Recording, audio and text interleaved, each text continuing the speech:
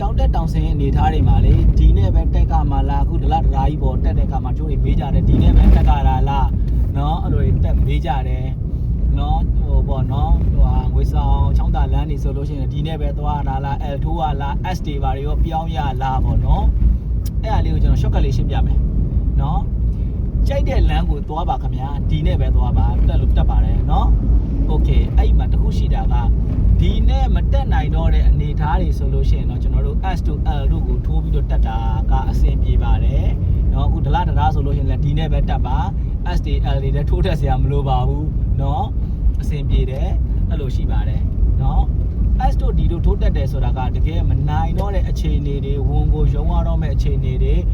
ပြောရမယ်ဆိုတော့15ယောက်စီးကားတို့ဘာတို့ပေါ့เนาะအဲ့လိုတွေဆိုလို့ရှိရင်တော့လည်းထိုးတက်ဖို့လိုအပ်တယ်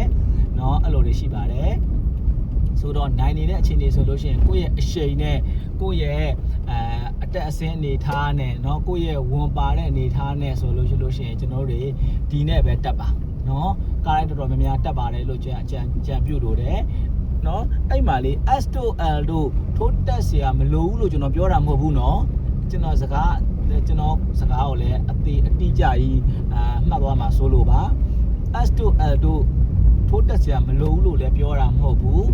လိုအပ်ခဲ့တဲ့အချိန်ကြလို့ရှိရင်တက်ကမှာလိုအပ်ခဲ့တယ်ဆိုတဲ့ဟာလေးကဘယ်လိုအချိန်လဲဆိုတော့မေးစရာတော့ကျွန်တော်ရှိတယ်နော်ကားဒီတွန့်ဆုပ်နဲ့မနိုင်ဝန်ဖြစ်နေတဲ့အနေအထားတွေမှာဆိုလို့ရှိရင်ဒီ S to L ကိုထိုးတက်ဖို့လိုပါတယ်ပုံမှန်ဆိုလို့ရှိရင်တော့ဒီနဲ့ပဲတက်ပါဒီနဲ့တက်တယ်လို့ဗျာမနိုင်မနှင်းဖြစ်လာပြီဆိုလို့ရှိရင် S ကိုပြောင်းလိုက်ပေါ့နော်ပို့ပြီးတော့မနိုင်မနှင်းဖြစ်လာပြီဆို L ပြောင်းလိုက်ပေါ့အဲ့မနိုင်မနှင်းဖြစ်နေတယ်ဆိုတဲ့ဟာကမောင်းတယ်လို့သိတယ်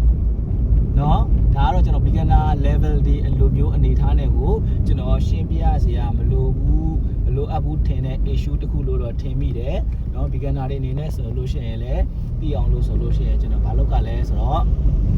အဲ့ဒီခုမောင်းတဲ့အချိန်လေးကိုသူတို့တွေဖြည်းဖြည်းနဲ့သိလာမောင်းနဲ့သိလာပါလိမ့်မယ်เนาะအခါကျလို့ရှိရင်ဘလို့တက်ကလဲဆိုတာเนาะဝေဆောင်ချောင်းတာကျွန်တော်တို့သွားတယ်เนาะကျွန်တော်တို့ဒီနဲ့ပဲကြက်တာနော်ဘာဖြစ်လဲကိုယ့်ရှင်ကိုသိနေတယ်လေနော်အတက်စင် brake အဖိဖို့ lever အဖိဖို့နဲ့ပဲကျွန်တော်သွားတယ်နော်ဒီနဲ့ S နဲ့သွားကြမလို့ဘူးကျွန်တော်ကားမှာလည်းအဲ့လိုအတက်စင်များတဲ့နေရာတွေဆိုလို့ရှိရင်တခုတော့စဉ်းစားရတာပေါ့ဗျာ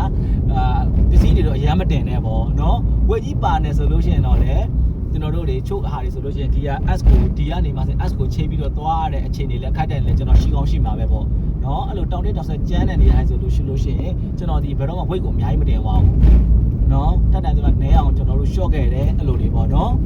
ဒါပါပဲသူ့ရဲ့အသိတတိလေးနဲ့ကျွန်တော်တို့ချိန်သွားကြတာပေါ့ဘယ်မှကျွန်တော်တို့တရသေးပြောလို့မရပါဘူး randomly ကျွန်တော်ပြောပြနေတာပေါ့နော်ဒါလေးကိုတော့နားလည်လွယ်မေလို့ထင်တယ်အဲ့တော့များသောအားဖြင့်တော့ဒီနေ့ပဲတက်ပါမနိုင်မနှင်းဖြစ်လာခဲ့တဲ့ခါကြလို့ရှိရင်တော့ S တို့ B တို့ပြောင်းပြီးတော့ L တို့ပြောင်းပြီးတော့တက်ပါအဲ့လိုလေးတော့ကျွန်တော်ပြောပြလို့တယ်ဒါ generally ပါနော်မရဘူးလို့ပြောတာမဟုတ်ဘူးเนาะရတယ်လို့လည်းပြောတာမဟုတ်ဘူးအဲ့မရဘူးရတယ်ဆိုတဲ့အခြေတွေကလေကားမောင်းနေတဲ့လူ control လုပ်နေတဲ့လူဒီအတိဆုံးပါပဲเนาะအဲ့လိုလေးပါမတိသေးဘူးဆိုလို့ရှိရင်လည်းကျွန်တော်တို့ဒီမောင်းနေနဲ့တဖြည်းဖြည်းတိလာပါလိမ့်မယ်ဒါမှ generally ကိုတော့ကျွန်တော်ဒီလိုလေးတော့ရှင်းပြလိုပါတယ်เนาะ okay ဒီလာတက်လာပဲဖြစ်ဖြစ်ဒီနဲ့တက်လို့ရပါတယ်เนาะငွေစချမ်းသာသွားတာလည်းဖြစ်ဖြစ်ဒီနဲ့သွားလို့ရပါတယ်เนาะဟုတ်ပါပြီเนาะ beginner အဆင့်နေရလဲ15ယောက်စီးတည်းလည်းမောင်းအောင်ထင်တာပဲเนาะဟဲ့လား15ယောက်စီးတော့မောင်းသွားပြီဆိုလို့ရှိရင်လည်းအဆင်ပြေပါပြီเนาะတော်တော်ဟုတ်နေပြီเนาะအဲ့တော့ S တက်ကမလား B နဲ့တက်ကမလားမမေးတော့ဘူး beginner အဆင့်နေသည်လုံသုံးမောင်းမှာ Mark 2ပေါ့เนาะ crown ပေါ့ဗျာသဘောကเนาะကဲလုံသုံးမောင်းအဲ့လိုပေါ့เนาะအဲ့လိုရှိတယ်ပြီးလို့ရှိရင် Honda Fit ပေါ့ဗျာเนาะအဲ့လိုလေးတွေပေါ့เนาะဒါဆိုလို့ရှိရင်တော့နားလည်လွယ်မယ်ထင်ပါတယ်အားလုံး collab ပါအဆင်ပြေကြပါစေเนาะ